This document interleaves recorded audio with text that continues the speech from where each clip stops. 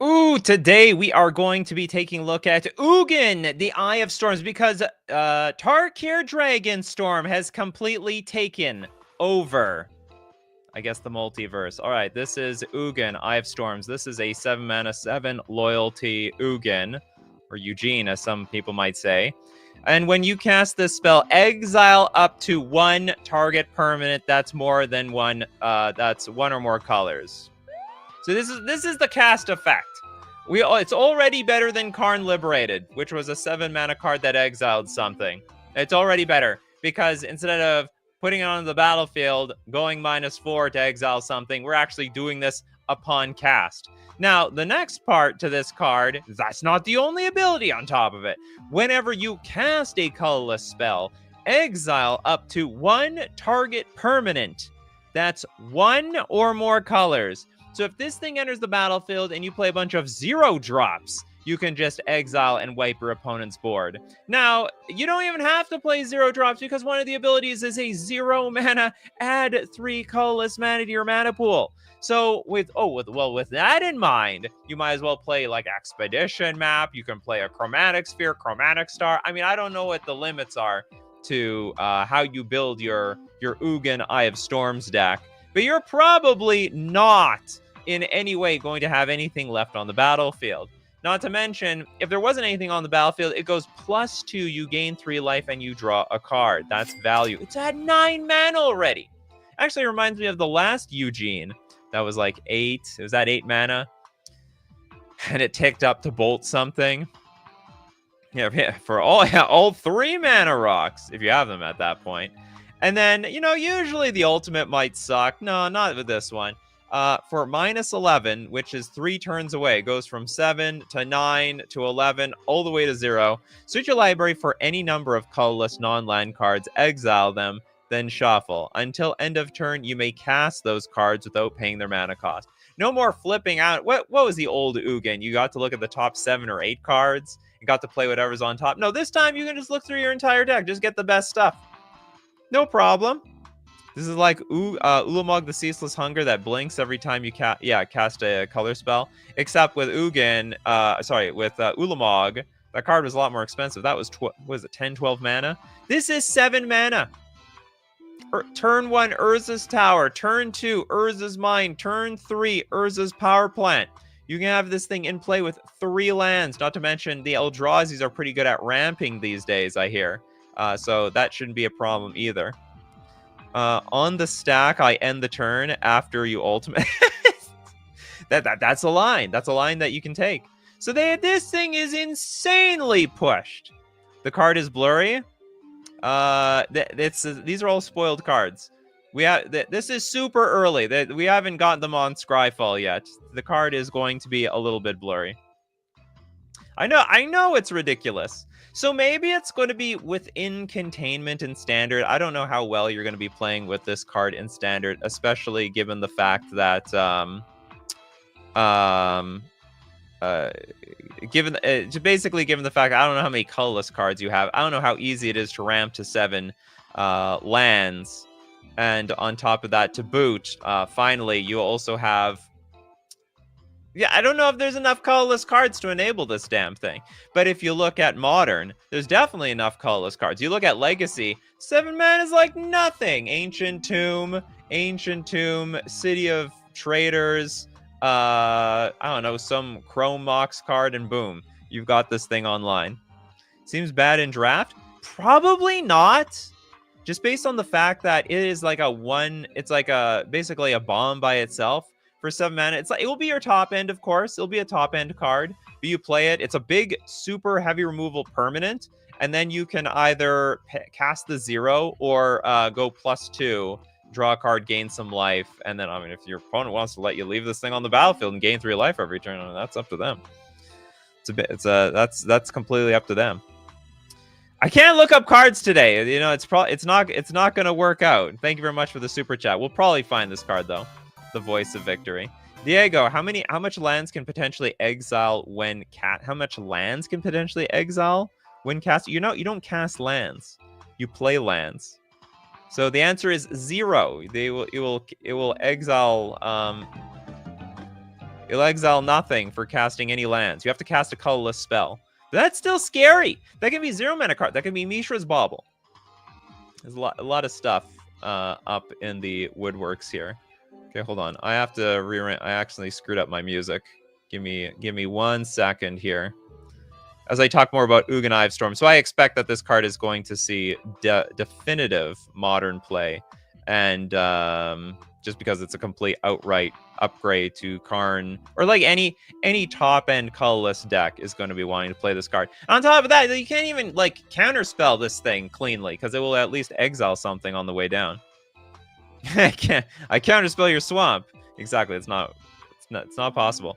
Little Deadfly, who's looking forward to this? I personally prefer this release than the previous set, to be fair. Oh well, the last set was a bit of a, you know, a little bit of a stinker.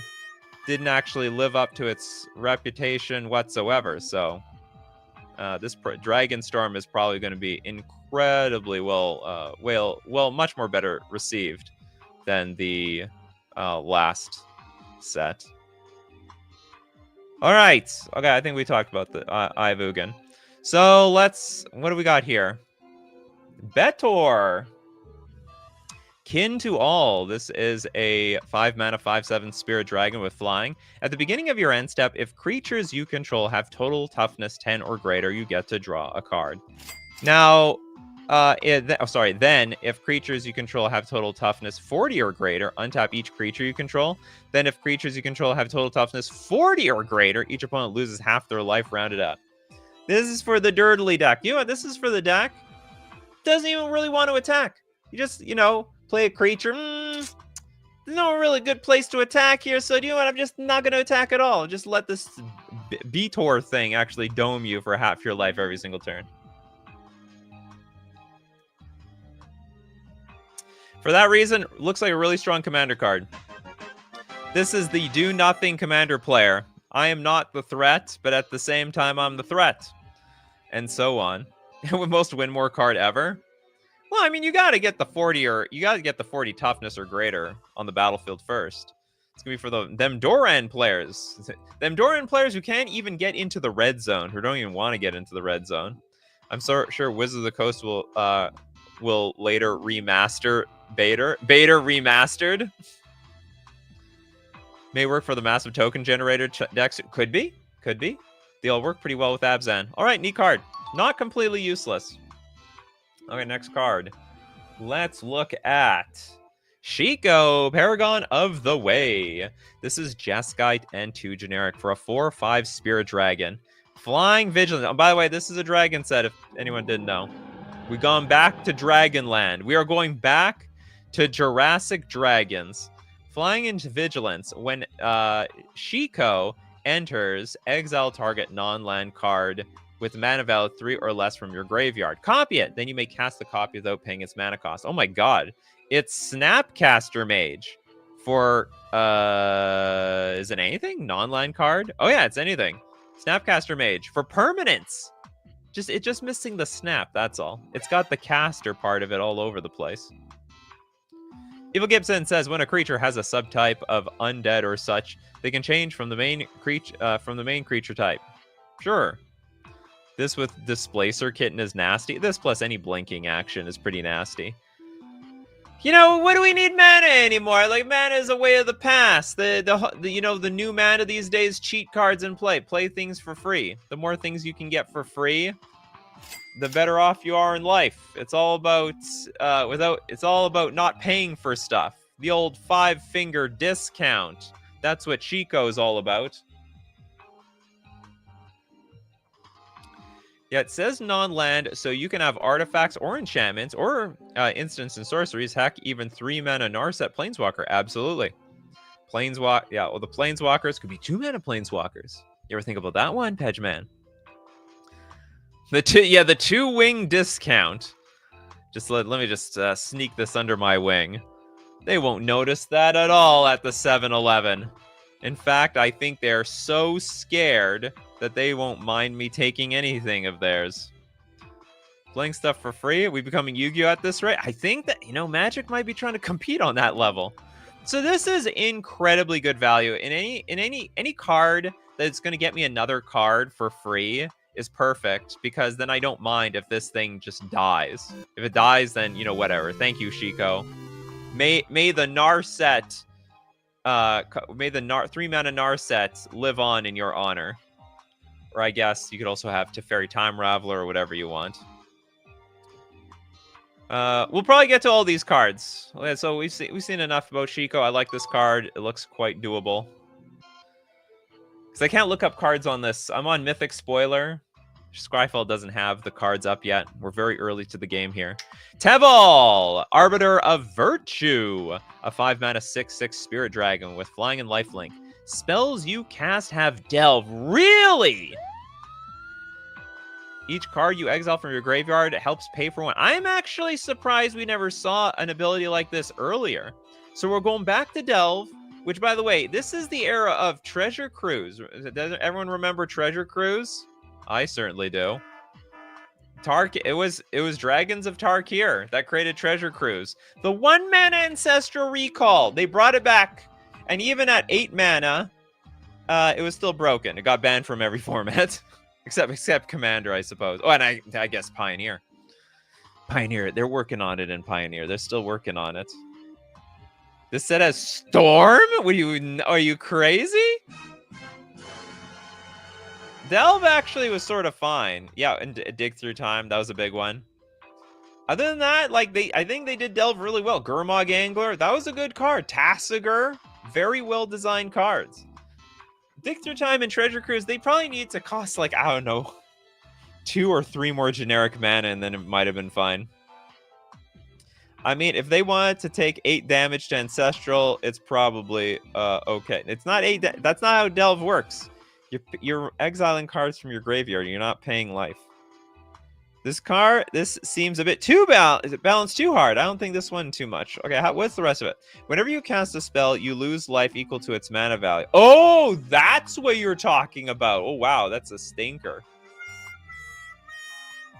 No, it's got the lifelink, all right? It's pretty big, too. This is not nothing. This is a 6/6 flyer for 5 mana. Shivan Dragon would be jealous. Yeah, we gotta read the last line of the text. Reading the whole card explains the card. So Treasure Cruise gets double Delve?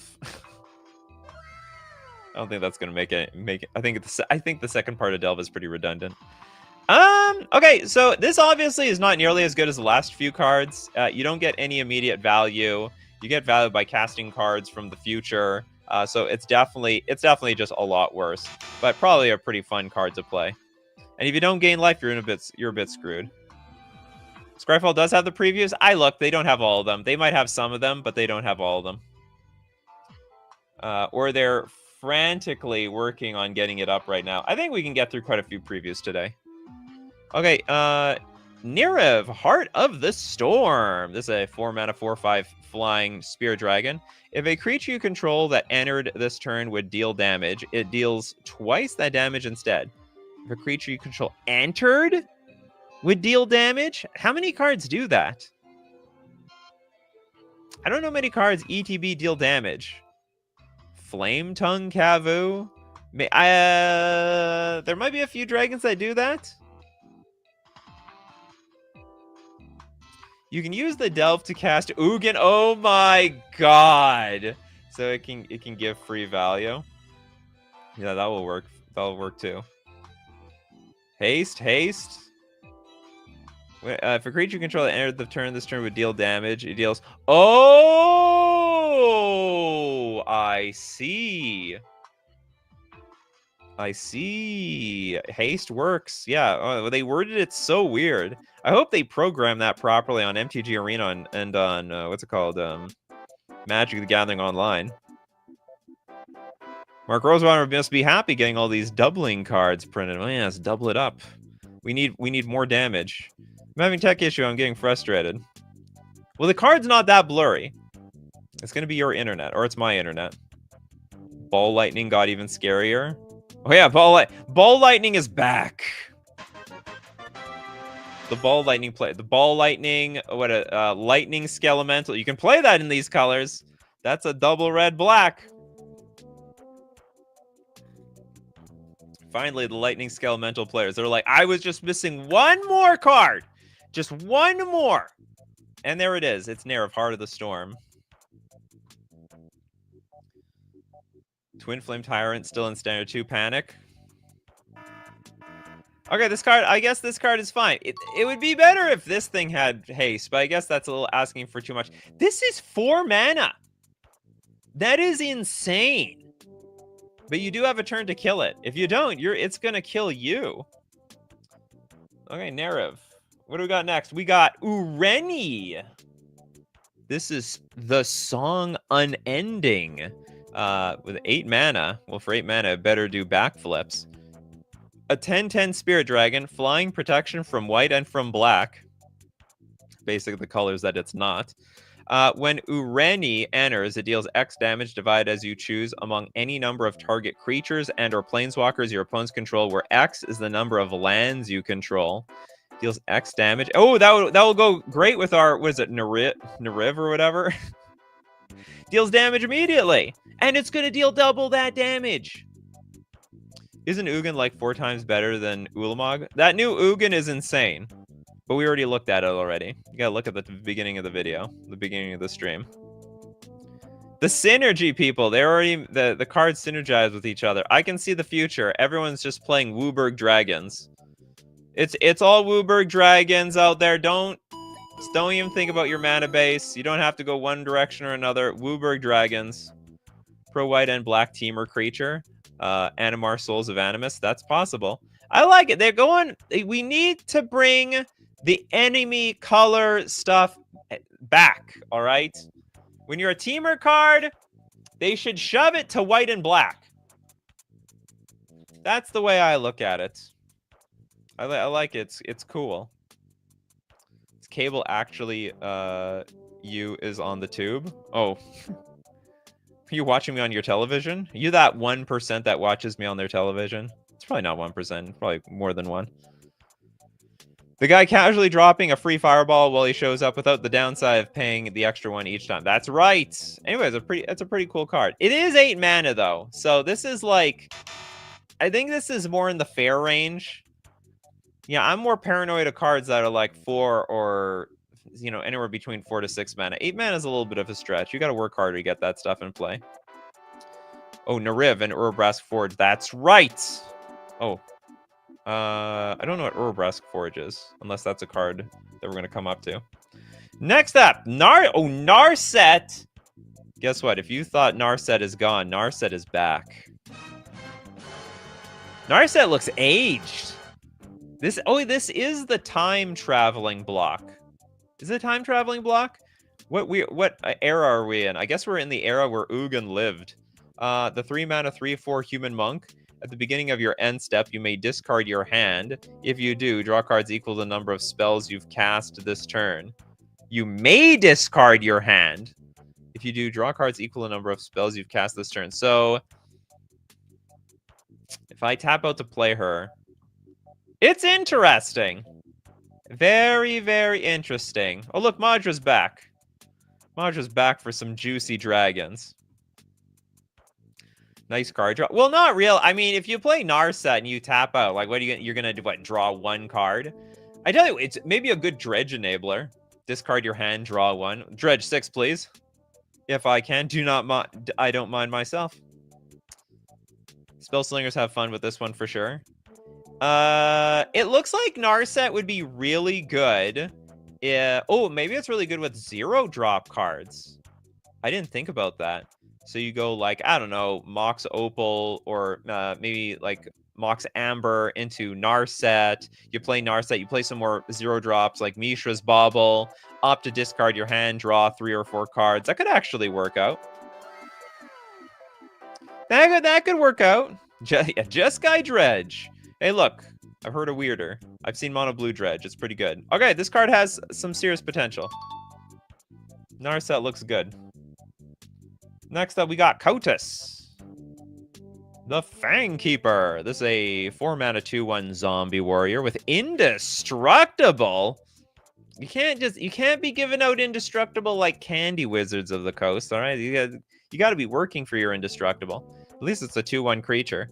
Whenever Kotus deals combat damage to a player, exile the top X cards of their library where X is the amount of damage dealt. You may cast any number of spells with mana value X or less from among them without paying their mana cost. This could be deceptively an incredible card.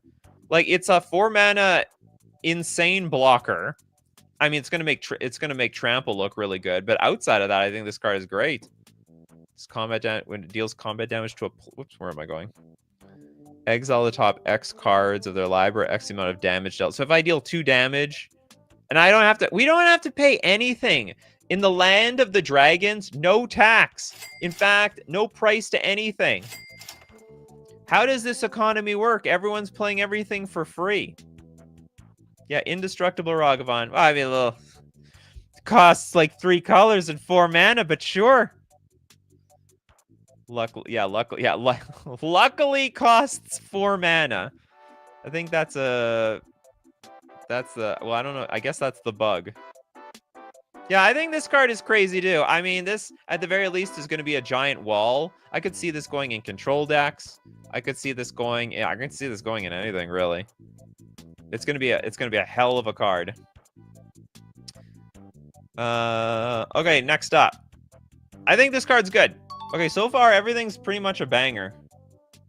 Everything's like quite amazing. Okay, next we got the All-Out Assault. You bring your boys and you go all out. Okay, it's a 5-mana enchantment. Creatures you control get +1/+1 and have Death Touch.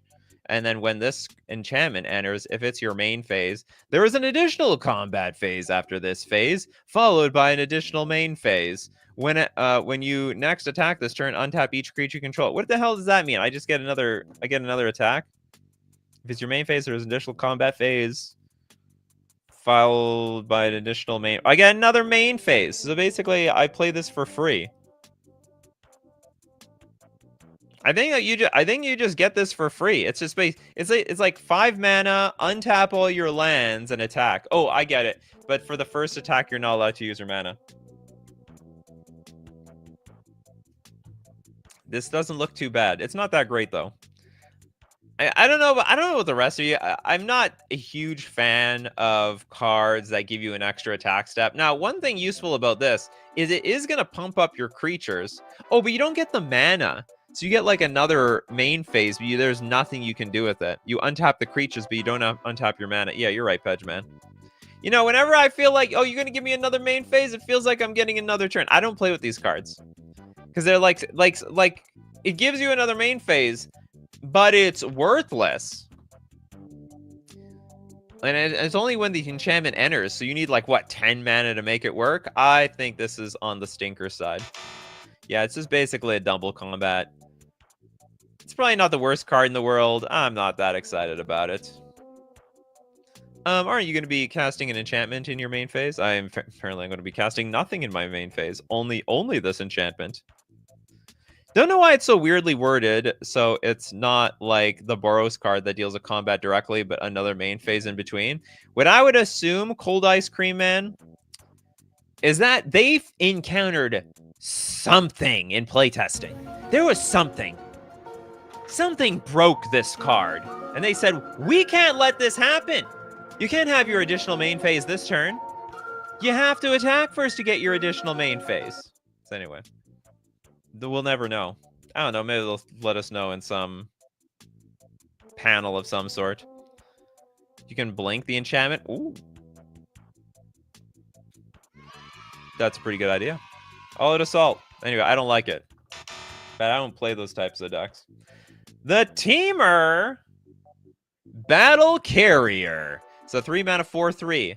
These cards are so damn big for the mana cost. And it's an Orc Ranger. What the hell is this? It's a gigantic, super thick pony.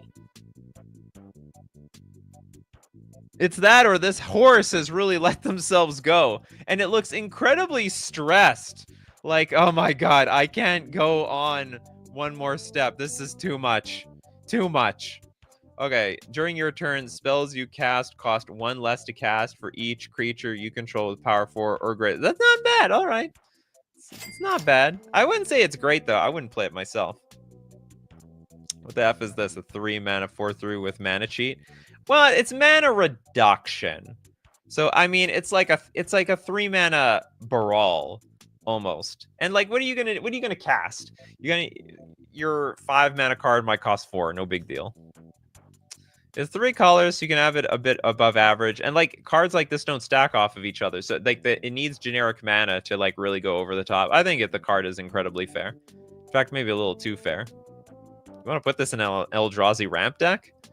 Your 3-color colorless deck. It might be a little tight on the mana base, but you know what? You know what? I like how you're thinking, Bell. I like how you think. Well, let's make we gotta make the Teamer Eldrazi deck. They'll never see it coming.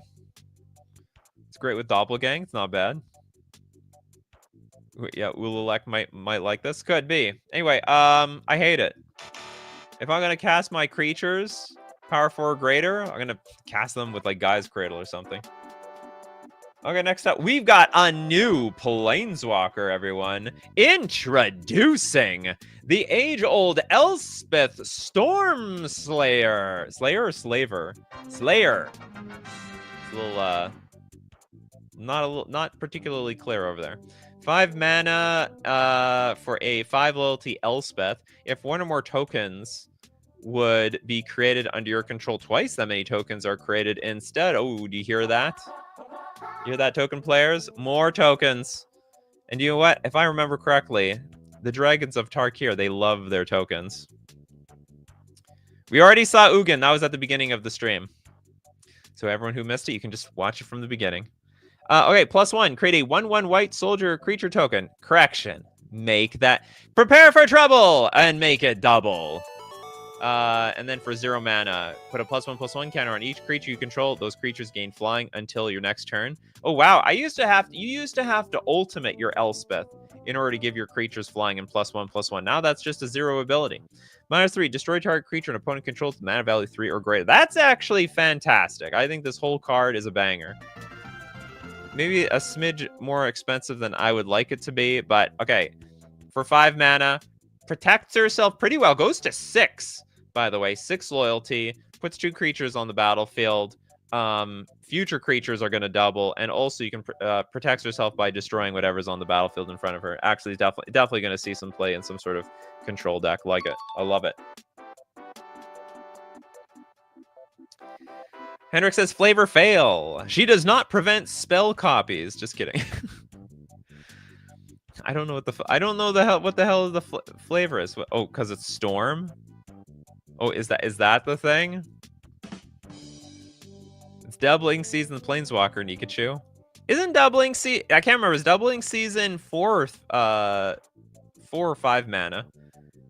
Oh, is that the? Oh, so that's basically what you're telling me. Those token doublers, they're so expensive. Elspeth is just a slam dunk in those decks. You have to play your Elspeth Storm Slayer. She slays. She is a slayer. Okay, we got Tygem, Master Opportunist. That's a 2 mana 2/2 human monk with Flurry. Whenever you cast your second spell each turn, copy it, then exile the spell you cast with 4 time counters on it. If it doesn't have suspend, it gains suspend. What the hell? That doesn't sound like Flurry. It sounds like I'm just exchanging the spell I'm casting. Like, I'm sort of getting a free spell, like, what, 4 turns later? Yeah, you got to... I don't know what to say. Yeah, I mean, it's slow. Yeah, it's incredibly slow. This is pathetic as hell. What kind of flurry is this?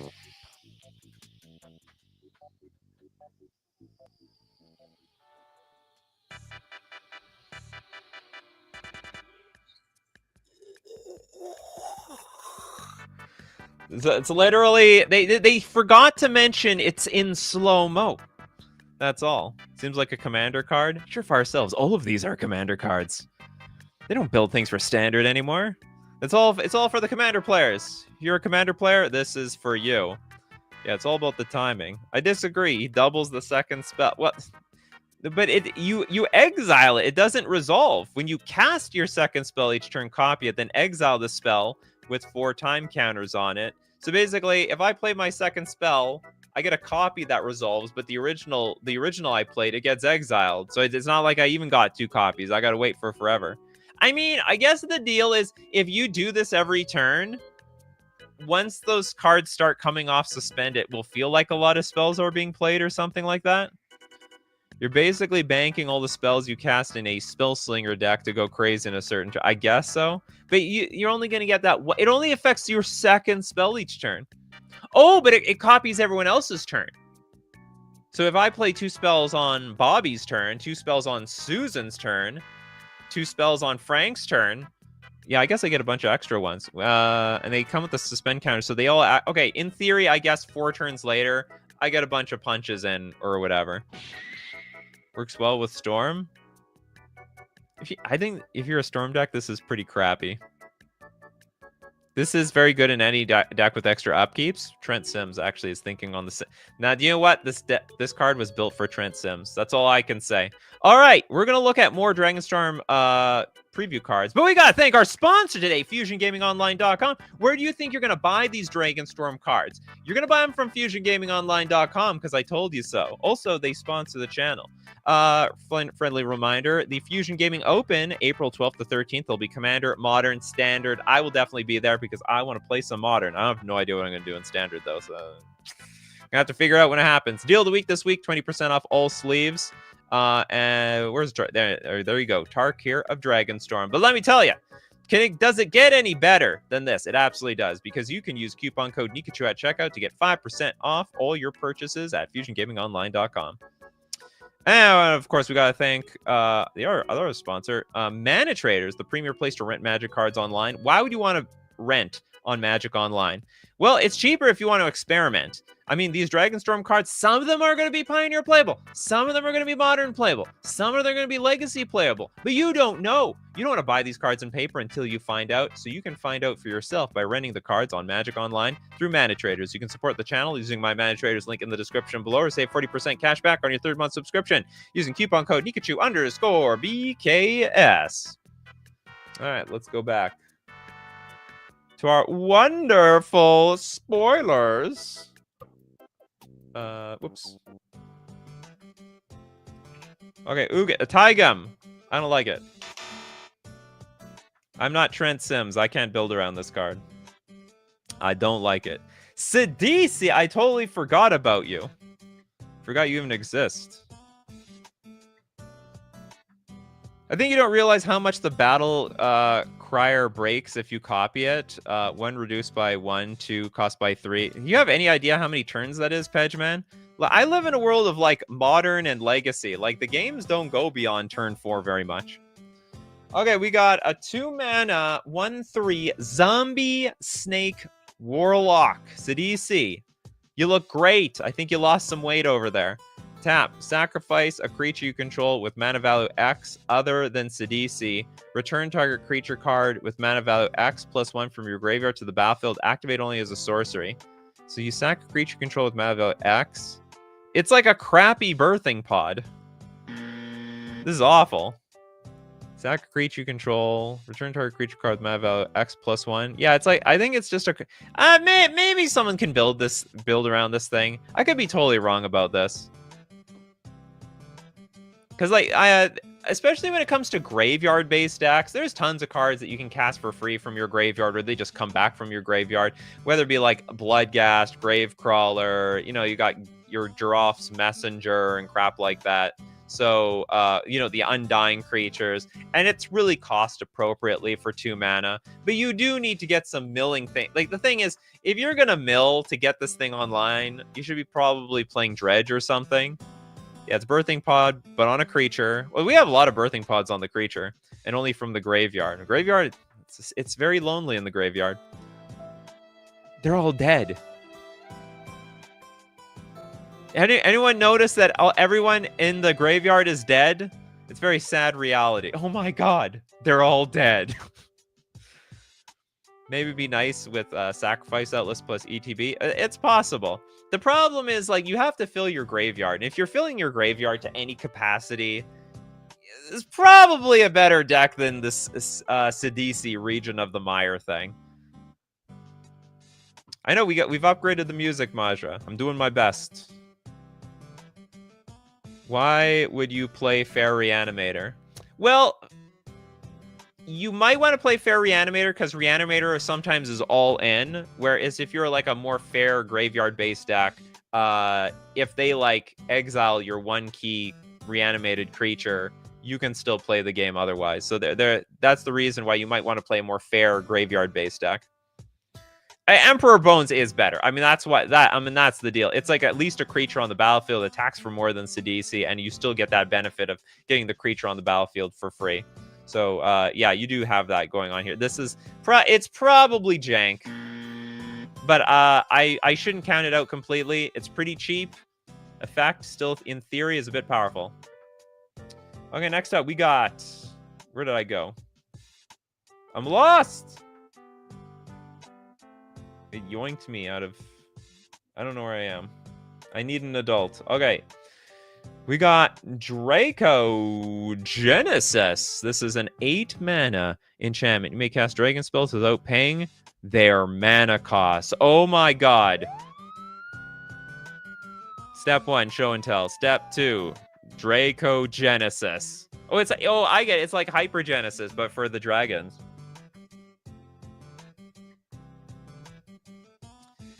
It's yeah, Rooftop Storm, but for dragons. Was Rooftop Storm 8 mana? I think it was 6.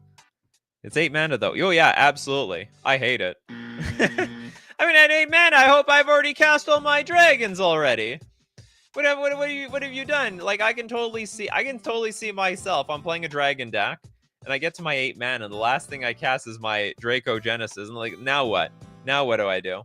But you know what it can do?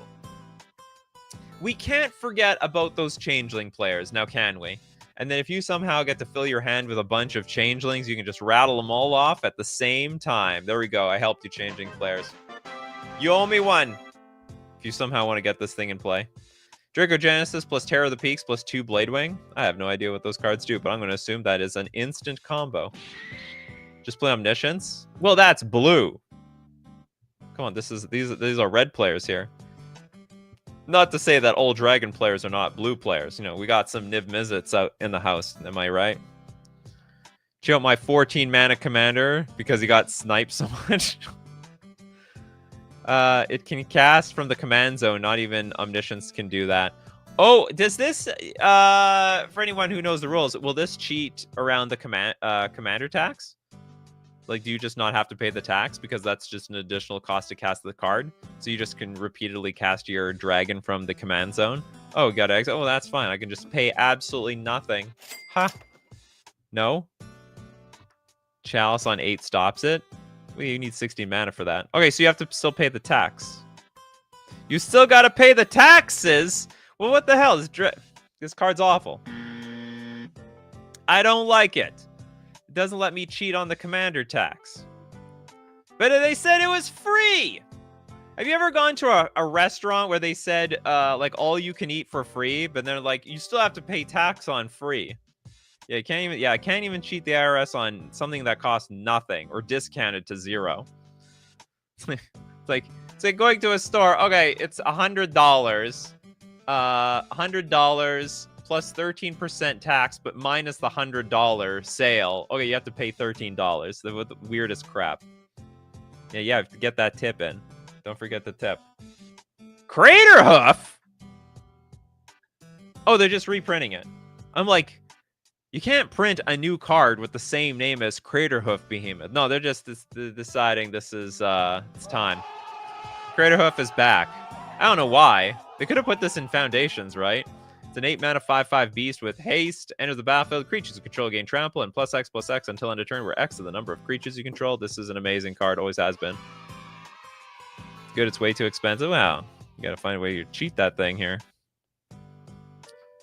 Green Stomp is back, baby. No, you gotta think bigger. Gruul Dragons. Gruul Dragons is back. It's better than ever. Okay, we gotta put a smile on that face. Smile at death. Says everybody who's going to die. It's a 5 mana enchantment. At the beginning of your upkeep, return up to 2 target creature cards with power 2 or less from your graveyard to the battlefield. put a +1/+1 counter on those creatures. Well, it's pretty easy to smile at death when you're literally coming back from death. Easier said than done. Harder to do that. I mean, they're free rolling it. They were already dead. They're like, this ain't so bad. It was okay. But you know what? Now that I'm back, let's just throw our lives away again. At the beginning of the... Oh, this is every upkeep. Now, one problem is it does nothing on the very turn. If it's at every upkeep, that would be great. But it's at the beginning of your upkeep, return up to 2 target creatures, and it gets the +1/+1 counters. So literally, it will do nothing the turn that it comes in play. I'm not a fan of cards like that. Basically, no value, no blocking ability, no nothing. And if it gets destroyed, then you basically wasted your turn. Okay, I will try to look for some of these cards. Thanks so much, Dylan Evertstedt, but I will United Battlefront. Okay, I will try to look for those cards at some point in the show. Pacers Fan Forever also has a card that I have to look for. I'll try to look for it. But at the moment, I can't look for anything on this on this website. Where am I? Okay. Oh, they've got a new adventure card type. It's adventure, except you actually don't get to keep the creature. So we're gonna go with the Meringue River Regent. It's a 6-mana, 6/7 flying dragon. When this creature enters, return up to 2 target non-land perms to owner's hands. I think that's great. It's a very strong boing. Huge tempo play. But if you don't want to play this dragon, this card is absolutely insane. Instant Omen. Draw 3 cards and discard a card. I think that's insane. At instant speed. It digs deeper. And you don't have to use it like that, right? I mean, you can hold on to the card and get yourself a Meringue River Regent when you eventually get to that mana. But the disadvantage to playing an Omen, this instant Omen card, is you have to shuffle this card into its owner's library. Which sort of, yeah, I mean, that's the disadvantage. But look, I think this is better than Fact or Fiction. Drawing 3 cards. You are guaranteed 2 cards out of this. And of course, you can also like just discard something that you can use from your graveyard. Melvin says, hey, Nikachu, I was looking for your old setup with a paper on your wall about banning Opal. Did you delete some videos? Yes, I unlisted a lot of my old videos. The paper is still there. I'm staring right at... I gotta cross that out. Goodbye, Mox Opal, LOL. It's gotta be, damn it, Mox Opal, you're back. Directly to my left. But I don't use it anymore because, well, my whole setup changed. Okay, now, what to say about this? I think this card's a banger. I think this card's gonna see a lot of play. I think 6 mana is... expensive, but like the tempo aspect is insane. I will hate playing against a tempo or control deck playing this card. Absolutely hate this card. And the omens are decent, so it's basically a 2-for-1. Now, a pro with the omen ability though is that since it puts it back into your deck, you can fetch it later. Oh yeah, you could use it over and over again. Oh, you didn't. You know, that's interesting. So you could, in theory, just play Coil and Catch for forever. I mean, until your deck runs out of cards. That's interesting.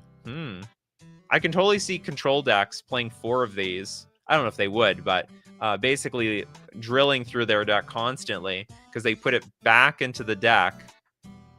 It's sort of like Nexus of Fate in some capacity. You know what I mean? You just do it again and again and again and again. Wonder what was wrong with it just going to the graveyard. Shuffling, you know, forcing players to shuffle, it's not a good thing. I don't want, especially the commander players. Okay, next up, we got Carsey Revenant. This is a 3-mana 3/3 vampire. There's vampires on Tarkir? Maybe. I don't remember. I guess there were goblins too. I don't remember. It's got flying. It's got death touch. It's got lifelink. You know what? Vampire Nighthawk. You just have to go straight into retirement. Vampire Nighthawk. I'm sorry, you're just old. You're a boomer. The Zoomers out here are just stealing your thunder in every capacity. Okay, and it's got Renew on top of that. For 3 mana, exile this card from your graveyard. Put a flying counter, a death touch counter, and a lifelink counter on target creature. Activate only as a sorcery. Okay. So this is just, it's honestly a pretty underwhelming card overall. Limited super bomb. I'm just gonna have to trust you. I don't play much limited to know. Flying and death touch and lifelink. It's not a bad combination. I'm not super high on Vampire Nighthawk in the first place. This card doesn't have a whole lot of power. It's basically Vampire Nighthawk, except when it dies, it has a little bit more utility. Getting retired by an underwhelming card. Yeah, that's right. Well, so I mean, you're already past your prime. You know, Vampire Nighthawk, it had its time. It was great for quite a while. Even saw some modern play for like, I don't know, half a year. But you know, some cards you just got to be power crept out of the game. And this card will I mean, like Vampire Nighthawk, some people are going to play it. But I don't like it. Not a huge fan. But I don't play vampires. Okay, we got Storm Scale Scion. It's a 6 mana 4/4 dragon. Flying. Other dragons you control get +1/+1. I always thought that sort of ability was pretty redundant on dragons. They're already pretty big. Storm? Storm? Why? Huh? You know, I thought when you mentioned they brought Storm back, I thought you were lying. This mechanic's not supposed to come back. It's literally like a 10 on the Storm scale. And they call it the Storm scale for a reason. Because Storm is supposed to be the most busted mechanic that they would never print in Standard. What happened? Did someone spike their drinks in like Wizards R&D? So like literally, oh, I see. So what you're telling me, Kano, is that they reprinted it for the memes. That's what you're telling me. They reprinted Storm Scale Dragon for the memes. Yeah, it's literally called Tarkir Dragonstorm. It is now. Dragon Sandstorm.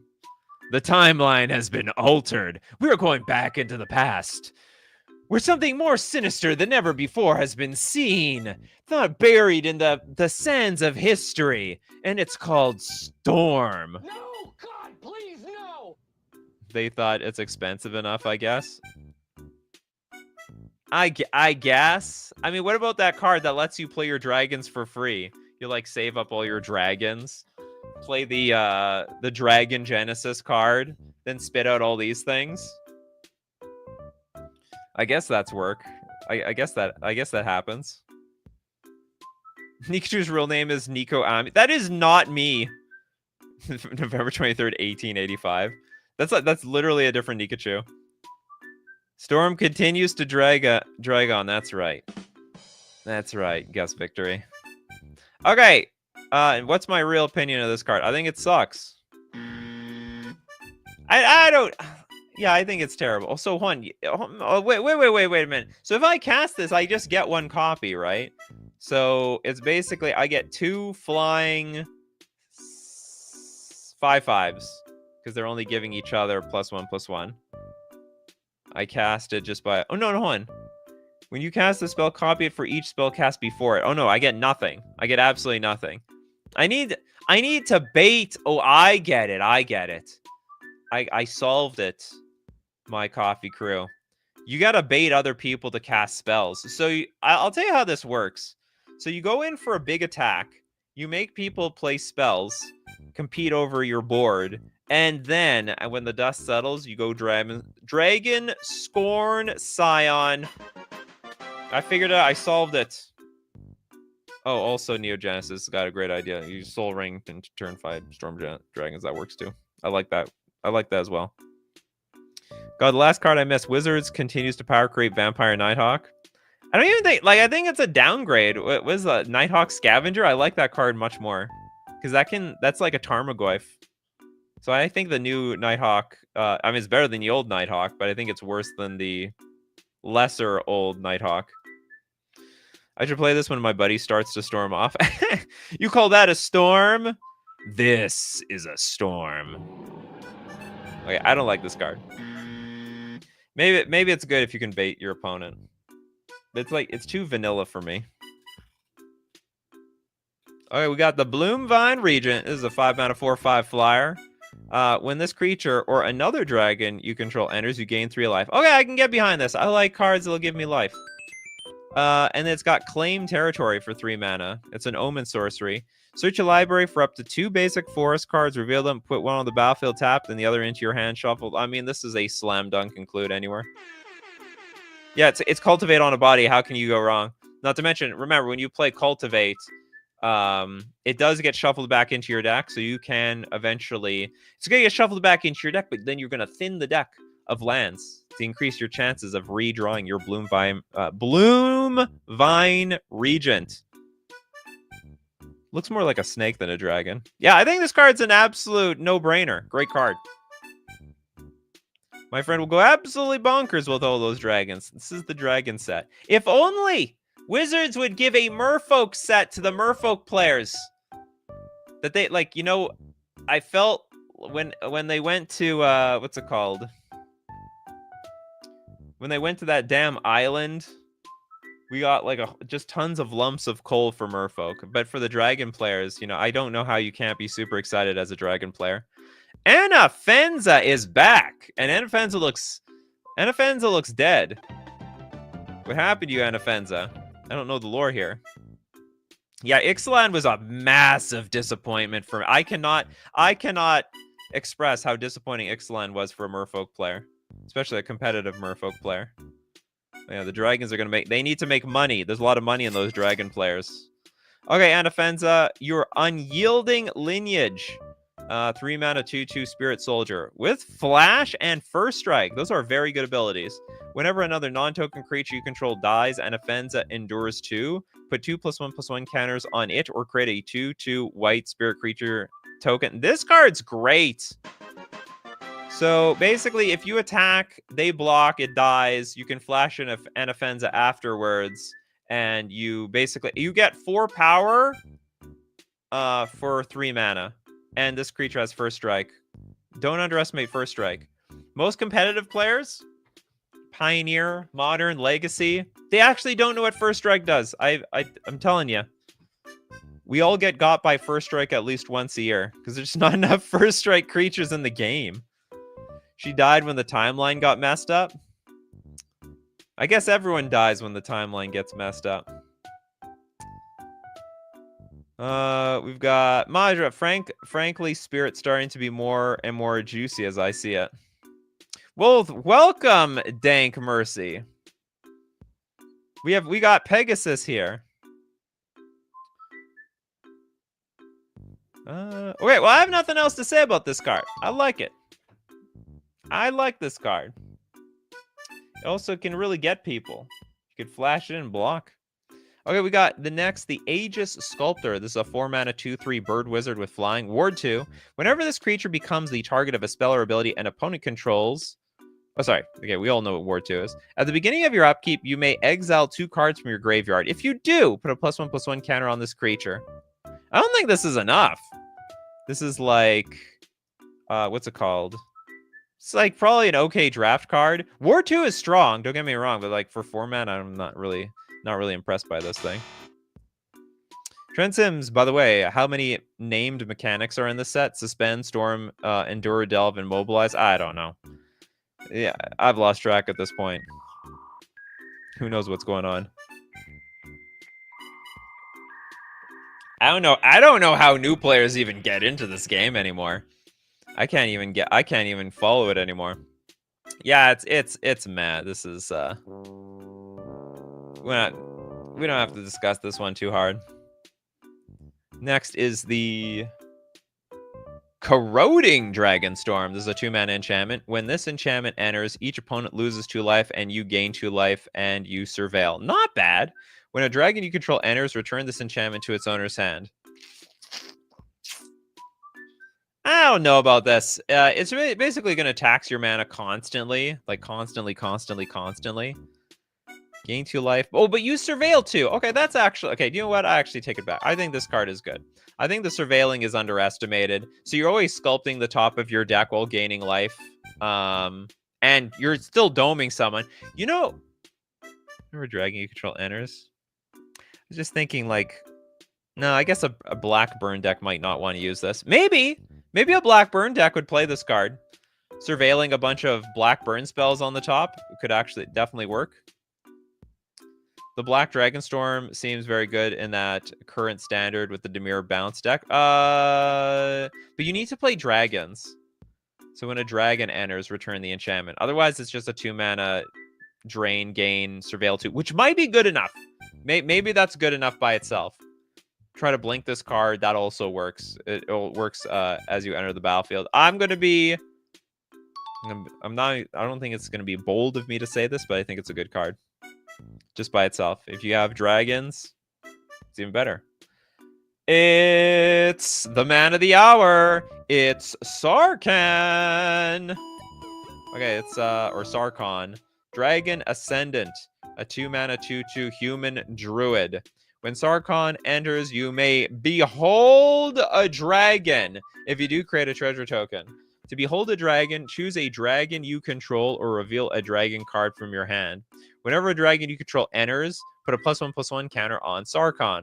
Until end of turn, Sarkhan becomes a dragon in addition to its other types and gains flying. You may behold a dragon. If you do... Oh, I see. To behold a dragon means we get the treasure token. So if I spend... So it helps us ramp into the dragons. Turn 2, Sarkhan, reveal Drago, and then you get the treasure token. Then on turn 3, you get... It's a look at it mechanic, yeah. Look at it. It's real. Finally, an actual look at it mechanic in real life. Just stare at the dragon that's in play, but you get a treasure out of it. You look at it, you get treasure. You get paid for this job around here. Wasn't he a shaman? Oh, shaman's no longer an evergreen. That is somehow now a culturally insensitive creature type. So they're moving it to druid. We're going to planet Druidia. Yeah, the AI is a prophet of the future. Or maybe it's influencing the future. You better believe there are some people at Wizards of the Coast. They're watching this show. I think this card is good. A lot of the dragons that we saw today are 4 mana, so this curves perfectly into all of them. You play this on turn 2, or if you have a good mana start, maybe you can even play this thing on turn 1 and then curve into even better dragons on turn 2. Get to show off your money dragons. Money the duck. She doesn't look Druish. Yeah, exactly. When talking about Spaceballs.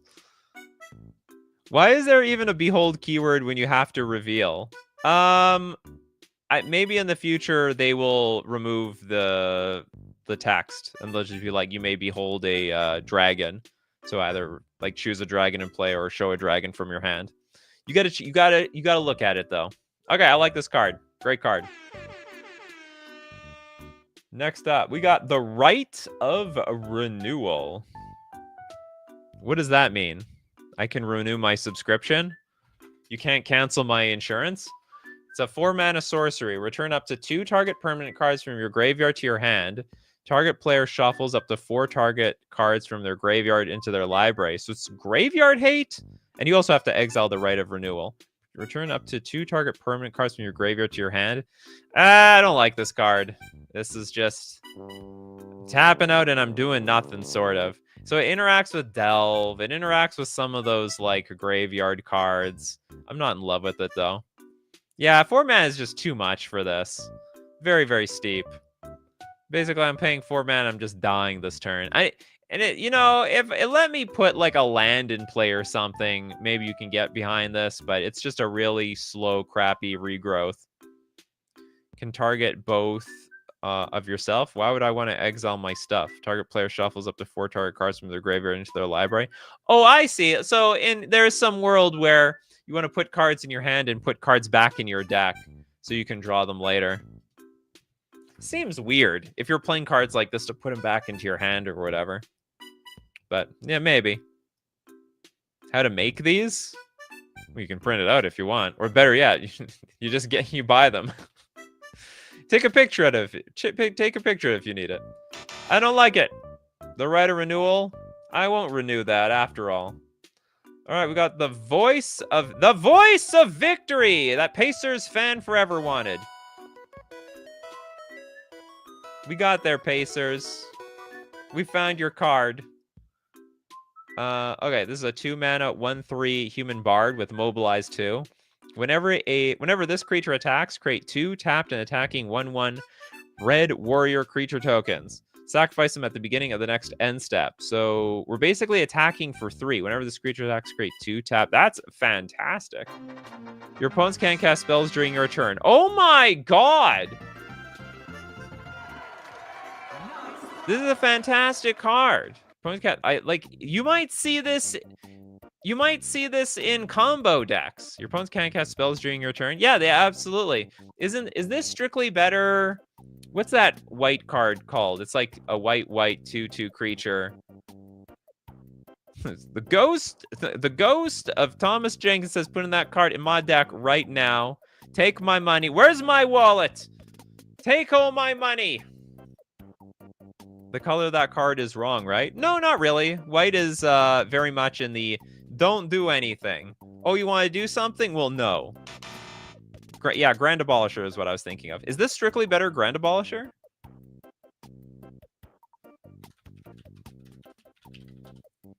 What does Grand Abolisher do? It's during your turn, your opponents can't cast spells or activate abilities of artifacts, creatures, or enchantments. Okay, so this one's actually better. Technically better. But this is another copy. And this one can attack too, by the way. This could be like this can go in an aggro deck. It doesn't need to be in a combo deck to protect their combo. But so this is just I would not say strictly better, but not exactly not worse. It could be just overall technically better. The only thing that's going to interact with this are activated abilities, which there may not be enough of. Voice of Victory is a more aggressive version of Grand Arbiter. Oh, absolutely. And it's a human! So we might see... Oh my god! The human decks. They might be back. Jeebus. Can't cast... So basically, if you're up against a human deck, you literally need to just empty your hand immediately. The good news is that the 1/1s, they don't stick around. Thank God. Forget the humans. We're going Bard. We need Papyrus to capture the humans. Saint Yin says, at least Mobilize isn't spawning human warriors. Nobody of my friends likes humans. And yet, technically, we're all humans around here. The 1/1s aren't even humans either. Oh, are they? The red warrior creature. Oh, that's weird. Very strange. Warrior. Well, the warriors and the humans, they're... But what's the warrior's creature type? What are you, born a warrior? You came out of your mother's womb and you're like, and I don't know, the mother is a warrior? The hell? Some undescribed warrior. Just the mask is on, the shield, you're fully body armored. Who knows what creature type you are? Goblins in disguise. They are, yeah, they're genetic warriors. They were built to be a warrior. They got like partial every creature type. They're changeling, basically. Changeling warrior. Except minus the changeling part. The warriors work with one of the new Zergo cards. Oh yeah, I mean Zergo is a warrior type of thing. Okay, I like this card. This card is fantastic. Okay, let's look. Let's finish the show on Dillian's. I gotta look for your card though. United Battlefront is a great card. Where the hell is that? Did we do that one? We didn't do that one already, did we? Oh, it's right underneath. Thank God. Oh yeah, the new Collected Company. Sort of. 4-mana sorcery. Look at the top 7 cards of your library. Put up to 2 non-creature, non-land permanent cards with mana value 3 or less from among them onto the battlefield. Put the rest on the bottom of your library in a random order. If I were to take a very good guess, I would say that this card is probably... It's either going to be really good or it's going to really stink. The problem for this card is you have to jam your deck with non-creature cards. You have to just absolutely jam it with non-creatures. And that can be a liability. Because you only have so many of these United Battlefront cards. I guess this could go into self-bounce. Would that matter? Professor Chris, I caught a live video. Incredible! Thanks for inspiring me to play Merfolk. You're welcome, Professor Chris. Or I'm sorry. Well, everyone gets into Merfolk. I'm the only one who's stuck around for 11 years now, though. Do you think that they'll make a Nicol Bolas for Tarkir? Absolutely. Absolutely. We have to go down that timeline. Actually, I shouldn't say absolutely. I really don't know what the lore is.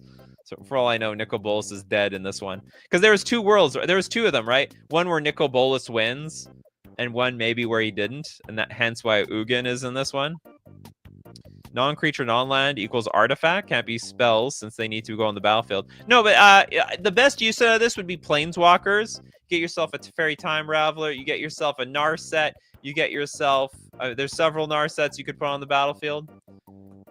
Well, the Chalice will sort of suck, right? But the Trinisphere actually sounds pretty good. So there's a lot of things that you can get. There's a lot of taxing artifacts. But like the problem is, how do you win? How do you win? That's the main problem. So, but there's so many permanents that ETB, I could totally see this working. I just don't know what that deck looks like. It's going to be for a very, very specific deck. It's going to be just like Collected Company, where you have to jam your deck with creatures to make it work. And that's going to be a lot of creatures. And for this deck, you also going to have to just jam it with like permanent cards that, remember, they can't be more than 3 mana value, or it's going to fail miserably. Ardent Plea won't work because Ardent Plea is a card you want to cast. These are just going to put it directly in play, and you don't get the Cascade.